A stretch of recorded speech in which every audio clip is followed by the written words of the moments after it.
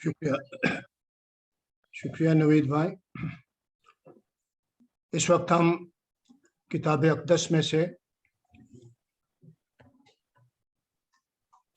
अपनी रूहानी आसूदगी और बालिदगी के लिए देखेंगे मुक़द्दस दाऊद के मज़ामीर। इसमें ज़बूर नंबर 91 पुराने अहदनामे में से ज़बूर नंबर 91 उसकी पहली आयत से 16वीं आयत तक।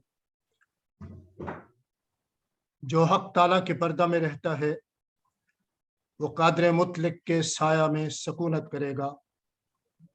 मैं खुदावंद के बारे में कहूँगा, वही मेरी पनाह और मेरा गढ़ है। वो मेरा खुदा है जिस पर मेरा तवक्कुल है, क्योंकि वो तुझे सय्याद के फंदे से और मुहलक वबा से छुड़ाएगा। वो तुझे अपने परों से छुपा लेगा। वो तुझे उसके बाजुओं के नीचे पनाह मिलेगी। उसकी सच्चाई ढाल और सिपर है। तू न रात की हैबत से डरेगा, न दिन को उड़ने वाले तीर से, न उस वबा से जो अंधेरे में चलती है, न उस हलाकत से जो दोपहर को वीरान करती है। तेरे आसपास 1000 गिर जाएंगे और तेरे दाहिने हाथ की तरफ 10,000, लेकिन वो तेरे नजदीक न आएगी। लेकिन तू अपनी आंखों से निगाह करेगा और शरीरों के अंजाम को देखेगा। पर तू ए खुदावंद मेरी पनाह है। तूने हक ताला को अपना मस्कन बना लिया है। तुझ पर कोई आफत नहीं आएगी और कोई वबा तेरे खैमा के नजदीक ना पहुंचेगी, क्योंकि वो तेरी बाबत अपने फरिश्तों को हुक्म देगा कि तेरी सब राहों में तेरी हिफाजत करें। वो तुझे अपने हाथों पर उठा लेंगे, ताकि ऐसा ना हो कि तेरे पाँव को पत्थर से ठेस लगे। तू शेर बब्बर और उफई को रौंदेगा। तू जवान शेर और अजदहा को पामाल करेगा। चूंकि उसने मुझसे दिल लगाया है, इसलिए मैं उसे छुड़ाऊंगा। मैं उसे सरफराज करूंगा, क्योंकि उसने मेरा नाम पहचाना है। वो मुझे पुकारेगा और मैं उसे जवाब दूंगा। मैं मुसीबत में उसके साथ रहूंगा। मैं उसे छुड़ाऊंगा और इज्जत बख्शूंगा। मैं उसे उम्र की दराजी से आसूदा करूंगा और अपनी निजात उसे दिखाऊंगा। खुदावंद अपने पाक कलाम के पढ़े जाने पर अपनी खुसूसी बरकत नाज़िल फरमाए। आमीन। बहुत शुक्रिया मिस्टर मुनव्वर अजीज। और अब मैं रिक्वेस्ट करूंगा रेवरेंड इमरान पाशा से कि आज का जो पैगाम उन्होंने तैयार किया है वो हम सबके साथ शेयर करें। Over to reverend Imran Pasha. Thank you Naveed भाई, thank you so much. Thank you Munawwar भाई और सिस्टर गजाला की भी शुक्रिया कि उन्होंने हमारी दुआ में रहनुमाई की। फिर सबका शुक्रिया कि खुदावन ने हमें ये फजल बख्शा कि हम सब दोबारा एक बार फिर इस नए साल में जमा हो सकें और खुदा के जो बरकतें हैं उसका शुक्र अदा कर सकें।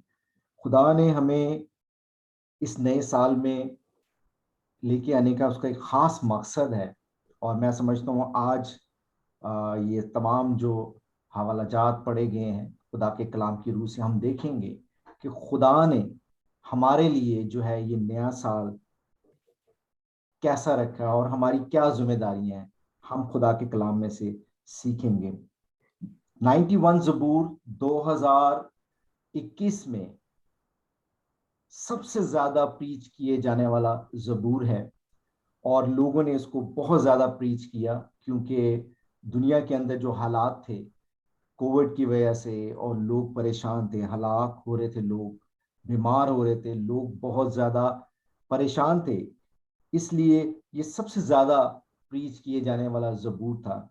और मैं अगर इसको हम देखते हैं तो इसके अंदर हमें 4 चीजें नजर आती हैं जो कि जिसमें हमें पहले 2 आयात में हमें खुदा की जो है जो है हमें उसका करैक्टर नजर आता है कि वो किस तरीके से हमें सिक्योर करता है, किस तरीके से वो हमें सिक्योरिटी देता है, वो क्या है, उसकी हैसियत क्या है। और 3 से लेके 8 आयत तक या आप 10 आयत तक चले जाएं तो हमें खुदा की जो है वो केयर नजर आती है।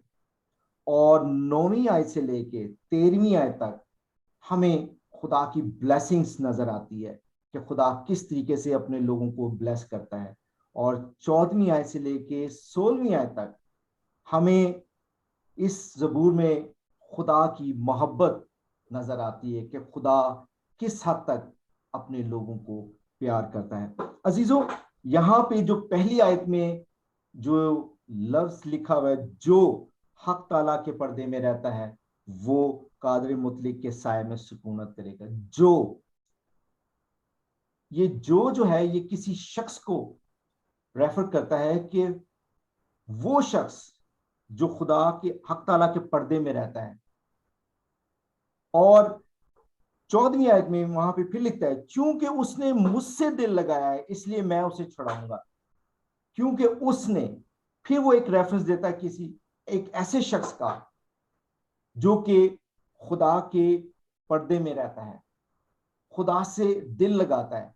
आज मैं उस शख्स के हवाले से आपसे बात करना चाहता हूं। इस 91 जबूर को मैं आपके सामने बरकतों के लिहाज से कि खुदा ने किस तरह के खूबसूरत वादे और अपनी सिक्योरिटी और अपना लव जो है वो इसमें जो दिखाया है वो किन को मिलता है, मैं आज आपके सामने वो रखना चाहता हूं। इस नए साल में बहुत से लोग ये नया साल नहीं देख सके क्योंकि खुदा की मर्जी थी, लेकिन हम जो यहाँ मौजूद हैं, जो कलाम सुन रहे हैं और जो यहाँ कलीसिया में मौजूद हैं, खुदा ने ये हमें ब्लेसिंग दी है कि हम इस नए साल को एक नए अंदाज में देखें।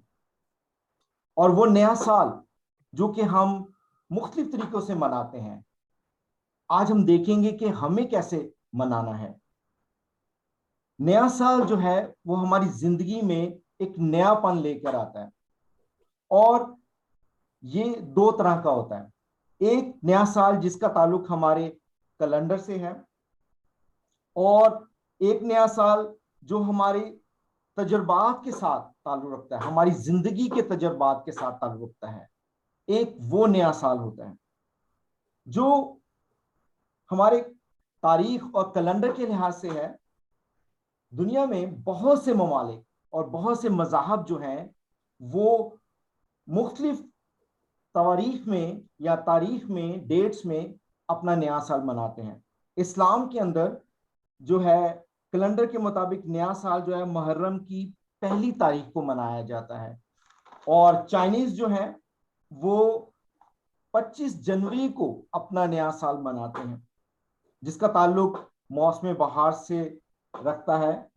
और यहूदी अपना नया साल 18 सितंबर को मनाते हैं जिसमें वो उस मिस्र से निकलकर मुल्क मौदा में पहुंचने की जो खुशी है वो उस खुशी को ईद फसा की सूरत में जो है वो मनाते हैं।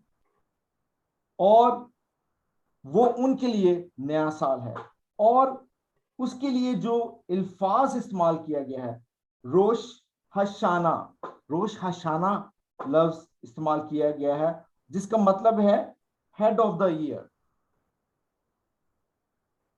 और मुख्तलिफ ममालिक जो है, मैंने जितना कहा, और मुख्तलिफ मज़ाहब जो हैं वो इसको अपने अपने तरीके से मनाते हैं। लेकिन बेशतर जो नए साल आते हैं वो नए मौसम बहार में हम देखते हैं आते हैं, जिसमें नई कोपलें निकलती हैं, नई बहार आती है, नई जिंदगी का एहसास होता है, लोग खुशियां मनाते हैं, लोग उस बहार को एक नएपन से महसूस करते हैं।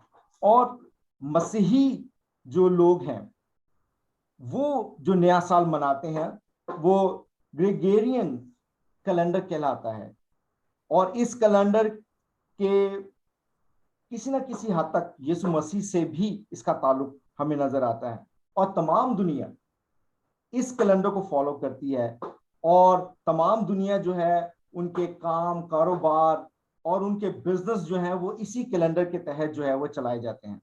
और ये अच्छी बात है, खुशी की बात है, क्योंकि अगर ये कैलेंडर ना होते तो हमारी जिंदगी में नज्म ज़ब्त ना होता, हम ऑर्गेनाइज ना होते और हमारे लिए आगे बढ़ना मुश्किल होता। लेकिन जो दूसरा मैं बात कर रहा था, तजुर्बाती नया साल, वो क्या होता है? ये तो था एक हमारा तारीख के लिहाज से, कैलेंडर के लिहाज से नया साल, जब तारीख चेंज होती है तो हम उसकी जो है खुशियां मनाते हैं। लेकिन तजुर्बाती नया साल जो है, वो मैं आपको फोकस करना चाहता हूं कि वो हमारे लिए क्या अहमियत रखता है। अगर हम पुराने अहदनामे में जाएं तो वहां हमें इब्राहिम और उसका बेटा इजहाक और उसका बेटा हमें याकूब नजर आता है, जो कि इब्राहिम का पोता था। याकूब जो कि जिसका नाम का मतलब है धोखा देना। और हमें याकूब की, अगर हम उसको पुराने में उसकी कहानी पूरी देखें तो हमें नजर आएगा कि वो किस तरीके से उसकी जिंदगी में मुश्किलात आई। वो किसी तौर से घरेलू झगड़े की वजह से वो अपने बाप का घर छोड़ के अपने मामू के घर चला गया, जिसका नाम लाबन था। और क्योंकि याकूब ने अपने भाई को धोखा दिया था और उसको धोखा देके वो वहां से, क्योंकि उसने अपने बाप से धोखे से बरकत हासिल की और इस खौफ से कि ईसाऊ उसको मार न दे, वो भाग के अपने मामू के घर चला गया। वहां उसने उसकी बेटियों से शादी की और उससे बच्चे हुए और वो काफी अरसा तक, तकरीबन 14 साल तक वो अपने मामू के यहाँ रहा। और जब वो खुदा ने उसको ये हुक्म दिया कि तू वापस अपने मुल्क मुआहिदा में जा, अपने अपने माँ बाप के पास जा, तो वो जब वापस जाने लगा और वो अपने तमाम माल मता और अपने बीवी बच्चों को साथ दे के जा रहा था, लेकिन उसके दिल में एक खौफ था। उसको खौफ ये था कि कहीं जो ईसाऊ है, उसका बड़ा भाई जो है, वो उसको कत्ल ना कर दे। और वो खौफ में रहा। वो खौफ इसको इतना तारी था कि उसने क्या किया कि अपने कुंबे को मुख्तलिफ ग्रोहों में जो है तकसीम कर दिया और उसने कहा कि ये आगे जाएंगे, और खुद सबसे पीछे रहा। उसने कहा कि ये आगे जाएंगे, अगर ईसाऊ ने इनमें से किसी पर हमला किया तो बाकी शायद भाग जाएं, अपनी जान बचा सकें। और क्योंकि अजीजों, हर इंसान को अपनी जिंदगी बहुत प्यारी होती है। जब वो अमीर होता है, उसके पास दौलत, शोहरत, इज्जत होती है, वो उस चीज को खोना नहीं चाहता, क्योंकि जिंदगी जो है वो बहुत कीमती हमें महसूस होती है। और हम हर वक्त कोशिश करते हैं कि हम बचे रहें, हम मर ना जाएं, हमें कोई नुकसान ना हो जाए। और याकूब ने भी कुछ ऐसा ही सोचा। लेकिन अजीजों, खुदा का प्लान जो था अय्यूब के लिए, याकूब के लिए, बहुत मुख्तलिफ था। और जब वो जा रहा था तो रात हो गई और ये यबूक जो है एक जगह थी, एक दरिया को पार कर रहा था और उसके पार जाके उसको एक फरिश्ता उसके सामने नमूदार हुआ। और लिखा है बाइबल मुकद्दस में कि वो उसके साथ कुश्ती करता रहा। वो कोशिश करता रहा कि उस फरिश्ते पे वो काबू पा सके। और वो फरिश्ता जो है बहुत कोशिश करता रहा कि मैं इससे अपना जो दामन छुड़ा लूं, लेकिन वो छुड़ा ना सका। और वो उसको नुकसान भी नहीं पहुंचा रहा था, लेकिन वो कोशिश कर रहा था कि वो उसको छोड़े और वो वापस चला जाए। लेकिन याकूब जो है वो उसको थामे रखता है, पूरी कोशिश करता रहता है। और बाइबल मुकद्दस में लिखा है कि उसका मुसम्मम इरादा था कि वो फरिश्ता जो है वो कोई आम फरिश्ता नहीं था। उसका ये कोशिश थी कि ये कोई खास फरिश्ता है और मुझे इससे जो है बरकत चाहिए। वो बरकत के लिए उससे लड़ता रहा और उसकी कोशिश करता रहा।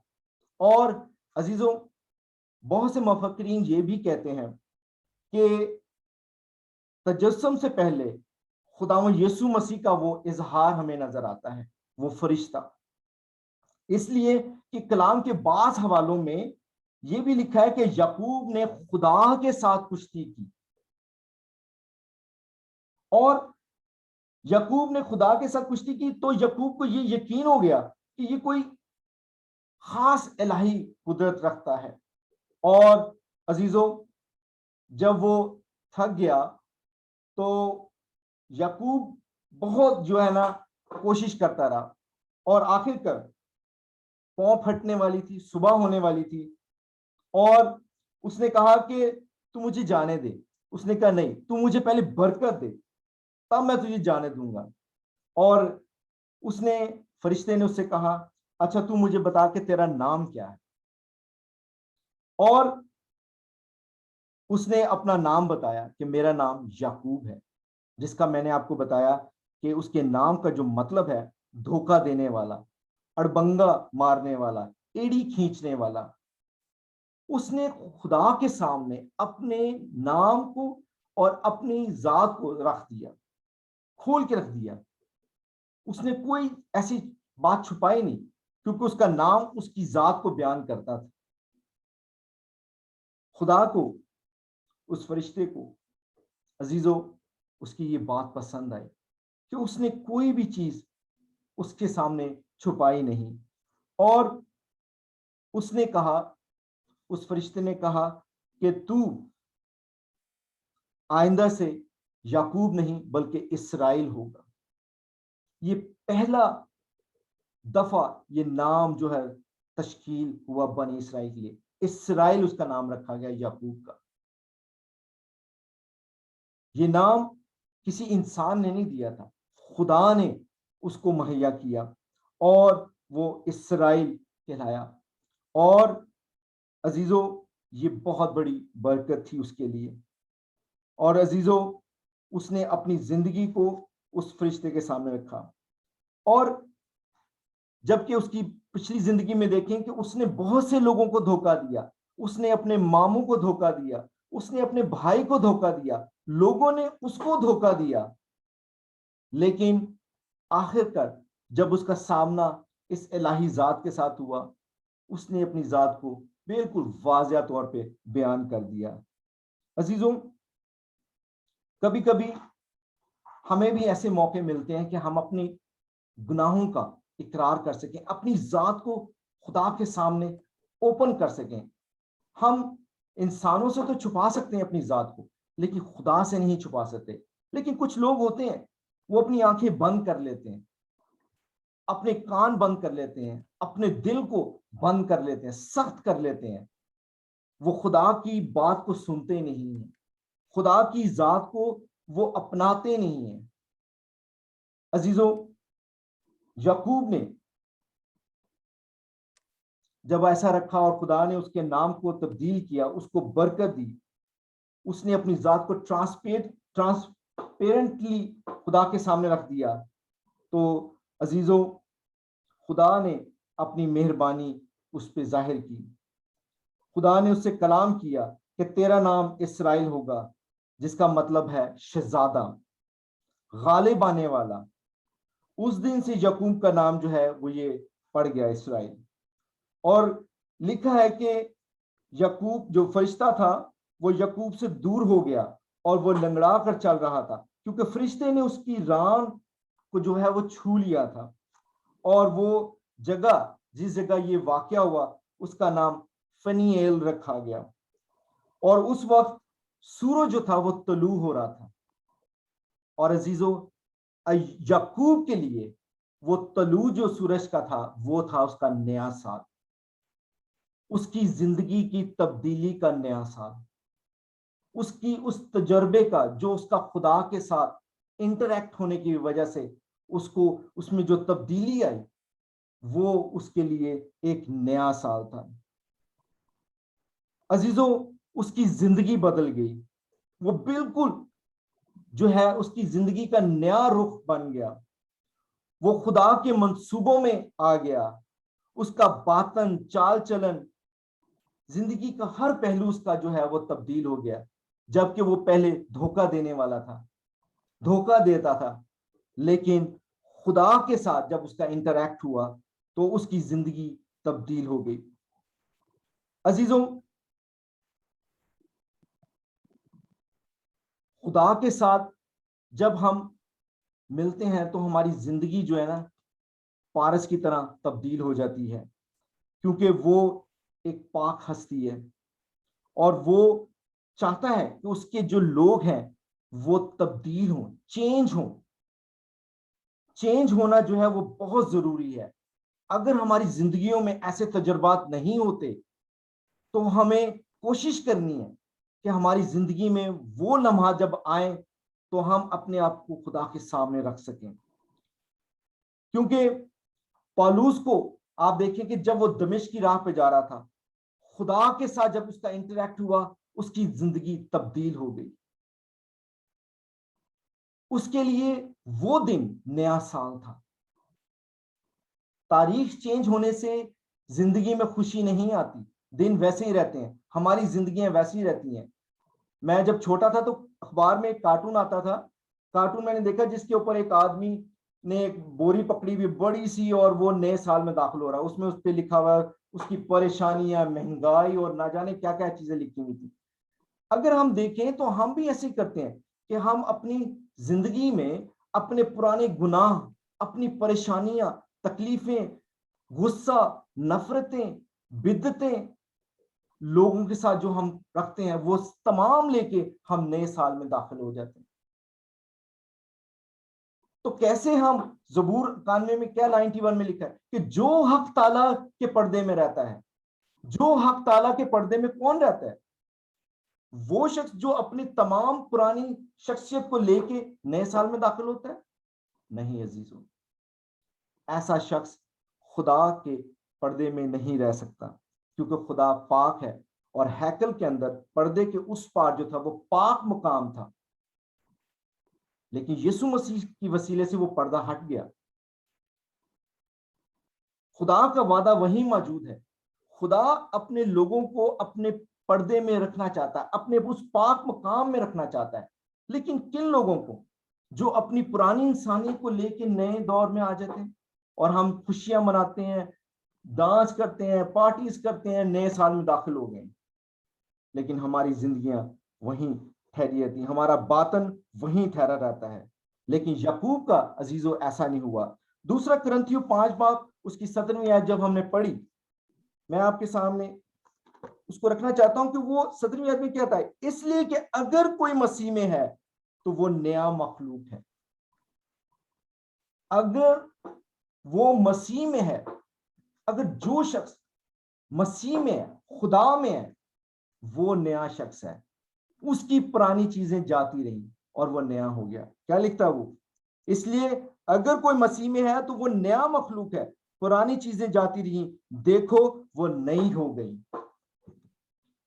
खुदा हमें नया करना चाहता है, नया बनाना चाहता है। नए साल में तजुर्बात के साथ हमें वो लेके जाना चाहता है, और वो तजुर्बात हमारी जिंदगी के नहीं, खुदा के साथ तजुर्बात। हमें अपनी जिंदगी में ये भी देखना है कि हमें हमारे खुदा के साथ क्या तजुर्बात है। हमें इंसानों के साथ तजुर्बात हमेशा याद रहते हैं कि उसने मेरे पैसे देने हैं, उसने मेरे से झगड़ा किया है, उसने मुझे ये कहा है, उसने मुझे नुकसान पहुंचाया। हम उसको सारी जिंदगी याद रखते हैं। खुदा ने जो आप हमें बरकतें दी हैं हम उसको याद नहीं रखते। खुदा ने अपनी जान हमें दी है, अपना खून बहाया है, हम उसको याद नहीं रखते। हम उसको पुरानी इंसानियत की तरह पीछे रखते हैं और अपने बोझ को लेके आगे बढ़ जाते हैं। अजीजों, नया होना, नई उम्मीद के साथ नया बातन होना, ये बहुत बड़ी बरकत है, बहुत बड़ी ब्लेसिंग है। और हमें बाइबल मुकद्दस में बेशुमार लोग नजर आते हैं जिनका जिंदगी में ऐसे तजुर्बात हुए कि उनकी जिंदगी नई कौपलों की तरह तब्दील हो गई। वो बिल्कुल चेंज हो गए और उन्होंने पूरे तरीके से अपनी जिंदगी को तब्दील किया और उन्होंने खुदा को पहला दर्जा दिया। अजीजों, जो नए होने का जो नए का जो है, उसके लिए यूनानी जुबान में दो लफ्ज इस्तेमाल किए गए हैं, नया हो जाना।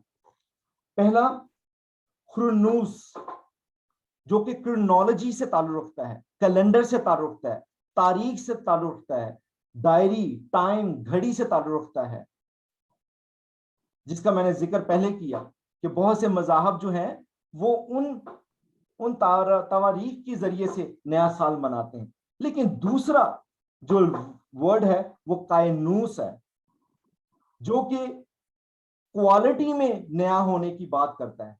वो कहता है क्वालिटी में नया हो जाना, ताजा हो जाना, नया हो जाना, पाक हो जाना, चेंज हो जाना।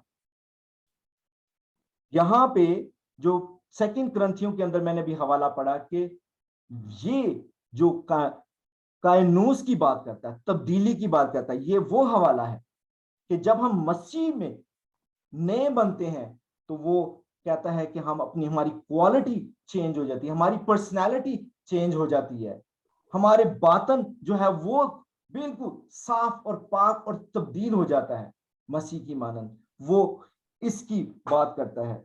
खूबसूरत हम हो जाते हैं, फ्रेश हम हो जाते हैं, हमारी सोच बिल्कुल तब्दील हो जाती है, हमारे सोचने का अंदाज, हमारी बात करने का अंदाज, हमारे उठने बैठने का अंदाज तमाम जो है वो तब्दील हो जाता है। दैट इज द कायनोस। खुदा हमारी जिंदगी की क्वालिटी को चेंज करना चाहता है। ये है हमारे लिए नया साल। मसीहों के लिए ये है सबसे इंपॉर्टेंट चीज कि हमारी जिंदगी में तब्दीली आनी चाहिए, हमारे बातन में, हमारे खानदान में, हमारे बच्चों में, हमारे उठने बैठने, चलने फिरने, कारोबार में, हर चीज में हमें ये तब्दीली लाने की जरूरत है जो मसीह के वसीले से होती है। 91 ज़बूर मैं आपके सामने इसलिए अभी तक नहीं पढ़ा क्योंकि 91 ज़बूर जो है ये उसी कायनूस जो शख्सियत है उसके बारे में बात करता है कि जो हक ताला के पर्दे में रहता है वो कादर मुतलिक के साए में सुकूनत करेगा। वो जो तब्दील है, जिसकी क्वालिटी ऑफ लाइफ जो है वो तब्दील हो गई है खुदा के वसीले से। जो याकूब था, खुदा ने उसको तब्दील किया, पौलुस खुदा ने चेंज किया और उन्होंने अपनी जिंदगी को बिल्कुल कंप्लीट तब्दील कर दिया।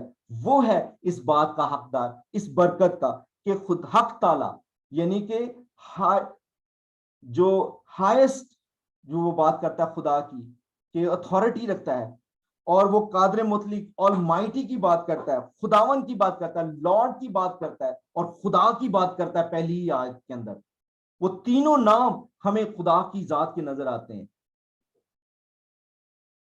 और वो ये कहता है कि जो हक ताला के पर्दे में रहना चाहता है, पर्दे में रहता है, वो कादर मुतलिक के साए में सुकूनत करेगा। और आगे आप देखते जाएं कि वो दूसरी तीसरी आयत के अंदर वो बरकतों पे बरकतें जाकर, मैं खुदावन के बारे में कहूंगा कि वही मेरी पनाह है और मेरा गढ़ है, मेरा खुदा है जिस पर मेरा तवक्कल है।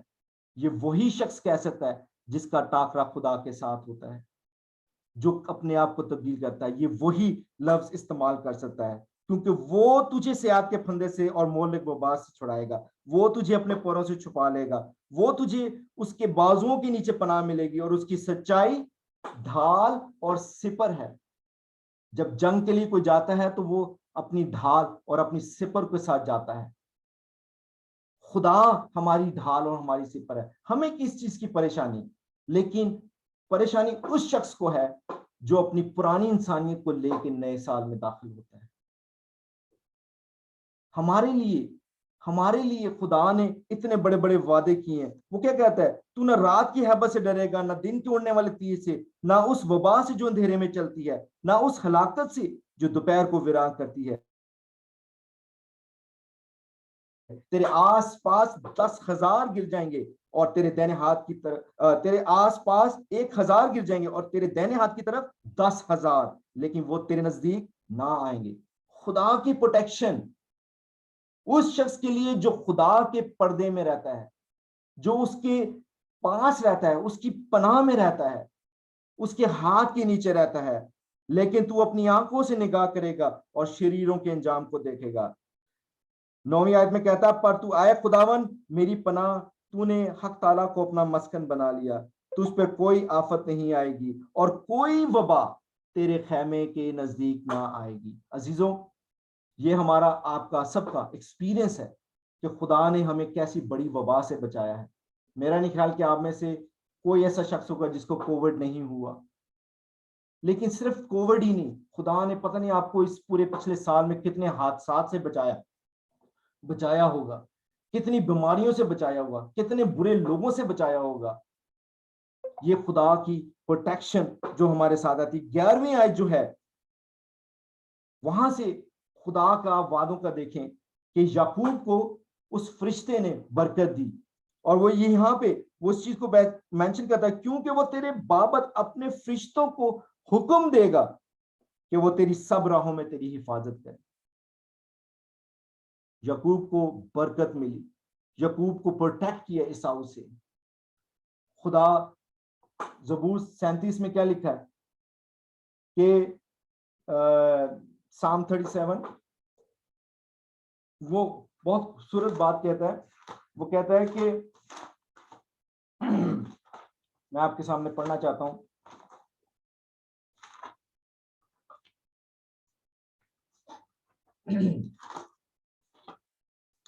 ज़बूर 37 और ज़बूर 34 वर्स 7, खुदावन से डरने वालों के चारों तरफ उसका फरिश्ता क्या होता है? खैमाजान होता है। साम 34 वर्स 7, खुदा से डरने वालों चारों तरफ उसका फरिश्ता खैमाजान होता है। और यहां पे वो यही बात वाजिया करता है कि क्योंकि वो तेरी बाबत अपने फरिश्तों को हुक्म देगा। खुदा का ये हुक्म है कि वो उसके लोगों की हिफाजत करें। वो तुझे अपने हाथों में उठा लेंगे ताकि ऐसा ना हो कि तेरे पांव को पत्थर से ठेस लगे। तू शेर, बब्बर और इफ़ाई को रोंदेगा, तू जवान शेर और अजदहा को पामाल करेगा। दानियल हमारे सामने जिंदा मिसाल है कि खुदा ने शेरों का मुंह को बांध दिया। खुदा ने शर्मिंदा किया उस बादशाह को कि खुदा हिफाजत करता है अपने लोगों की, निगहबानी करता है। और अजीजों, 14वीं से लेके 16वीं आयत तक खुदा की मोहब्बत आपके सामने मैं रखना चाहता हूं। क्योंकि उसने मुझसे दिल लगाया है इसलिए मैं उसे छुड़ाऊंगा, मैं उसे सरफराज करूंगा क्योंकि उसने मेरा नाम पहचाना है। हम सब ये दावा करते हैं कि हम खुदा को जानते हैं, हमारा खुदा के साथ एक ताल्लुक है, हम ईमानदार हैं, हम मसीही हैं, मसीह हम में बसा है, हम खुदा के कलाम को पढ़ते हैं, खुदा के हुक्मों को जानते हैं। लेकिन क्या वाकई हमने खुदा के साथ दिल लगाया है? और अगर हमने दिल लगाया है तो अजीजों, ये बरकतें आप सुन लें कि खुदा आपके बारे में क्या कहता है कि मैं उसे सरफराज करूंगा क्योंकि उसने मेरा नाम पहचाना है। नाम पहचाना मतलब ये कि उसकी जात को ले लेना। याकूब का मतलब धोखेबाज था, खुदा ने उसका नाम इसराइल रखा, शहजादा। खुदा हमारे नामों को भी चेंज करना चाहता है अगर हम उसके नाम को पहचानना चाहते हैं। वो मुझे पुकारेगा और मैं उसे जवाब दूंगा। खुदावन आपकी दुआओं को जो है वो सुनता है और उनका जवाब देता है, उनको जिनका दिल खुदा के साथ जुड़ा रहता है। मैं उसे छुड़ाऊंगा और इज्जत बख्शूंगा, मैं उससे उम्र की दराजी और आसूदा करूंगा और अपनी नजात उसे दिखाऊंगा, उसकी उम्र दराज करूंगा, उसको इज्जत दूंगा, उसको अपनी नजात बख्शूंगा।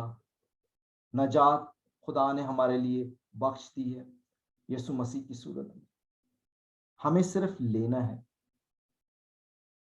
अगर हम ये दावा करते हैं कि हम मसीही हैं, हम खुदा को प्यार करते हैं, तो अजीजों, आज इस खुदा के कलाम के वसीले से खुदा के इन वादों को, इन बरकतों को जो यहाँ पे लिखी हुई है, हम उन्हें थामे रखें। क्योंकि ये खुदा ने आपको नए साल में एक बार फिर हमें ये मौका दिया है कि हम उस पर गौर करें और अपने आप को तब्दील करें। क्योंकि ये अगर हम ऐसा नहीं करते, मैं आपके सामने आखिर में एक हवाला पढ़ूंगा मुकाशफा का, मुकाशफा 21वां बाब और उसकी पहली चंद आयात पढ़ूंगा।